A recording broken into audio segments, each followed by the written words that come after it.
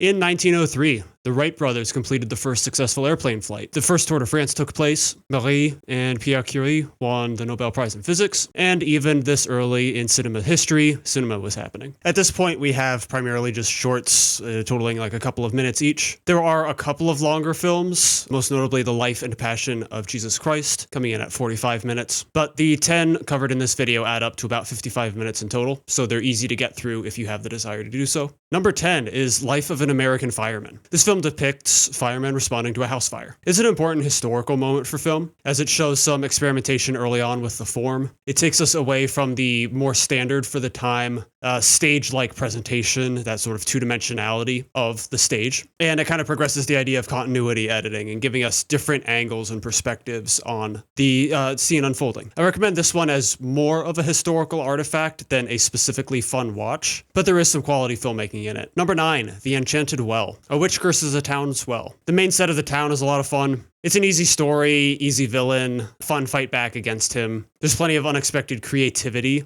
in what exactly the witch's curse looks like. Also, there's just, I don't know, for some reason a lot of films back then had like extras doing acrobatics for visual interest. So I don't know, I always enjoy when a film has just people doing somersaults in character. Number 8, An Extraordinary Cab Accident. These titles are so conveniently descriptive. This movie has spoilers. It's about a horse-drawn carriage running a guy over, essentially. The best part is, you only have to watch for about 60 seconds to find out the spoilers for yourself. It's just a fun, it's a small, quick story, a little bit of mystery, a fun crash scene. It's just a nice experience. Number 7, The Sick Kitten. 2 kids attend to a sick kitten by feeding it medicine. The kids are very fun. They're like dressed up, like adults, all fancy. It's very cute. The cat is cute. And that's basically the whole film. No problems in my book. It is good to note that this film does have a little bit of historical context as well, or historical importance. And that's for changing shot distances as we get to something of like a medium close-up on the cat as it's being fed. This feels like it actually comes up more often this year than in some of the subsequent years. It just feels like there's a little more experimentation with that. But in addition, to the pleasant entertainment, there is some historical value.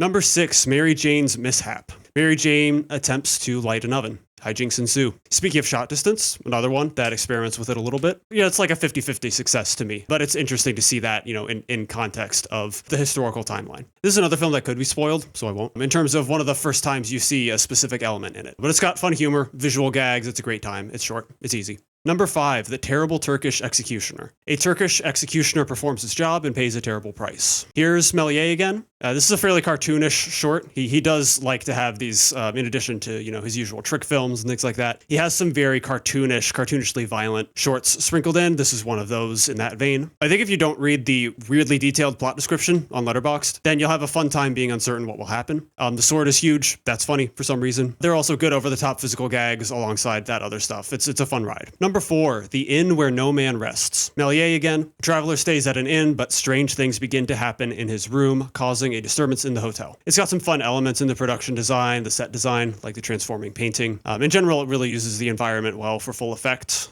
both for atmosphere and for gags. And there really are quite a few gags. It's packed pretty tightly. Almost all of them hit. And in addition to the supernatural shenanigans, you have a little bit of chase film to this, with the crowd that kind of gathers and follows him and is trying to get peace in the hotel themselves. Great time. Number 3, Misfortune Never Comes Alone. A bunch of hijinks happen in front of a barrack. This is the funniest of the year to me. Another hit from Méliès. There isn't too much to describe here. It is a gag film, and it's just very fast-paced, packed front to back with gags. They're awesome. Lots of stuff that interacts with the environment well. Again, he uses the set to great effect. Number 2, Great Train Robbery. Unsurprisingly, the top 2 of the year are going to be the 2 that are best remembered, most important from the year. This film is about, you guessed it, a train robbery and the ensuing chase to hunt down the criminals. To me, this works both in terms of historical significance and simple enjoyment. It has unique for the time elements like, again, change in shot distances, a little bit of camera motion, use of depth in the frame, again, like not being constrained to the two-dimensional framing of a stage. Plenty that sticks out for the time. It feels very unique. And it is genuinely a fun, thrilling watch. While the chases are certainly tamer than they would be in a modern film, they're nonetheless fun, thrilling, concise. I also love the ending shot. Won't spoil what it is, but I think it really reprises something very well. Number 1 is The Kingdom of the Fairies. Of course, it's Méliès. While there have been a few films experimenting with the form, this one doesn't really do that. Instead, what it does well is just the magic, the emotional power of storytelling. Kingdom of the Fairies is essentially a fairy tale come to life.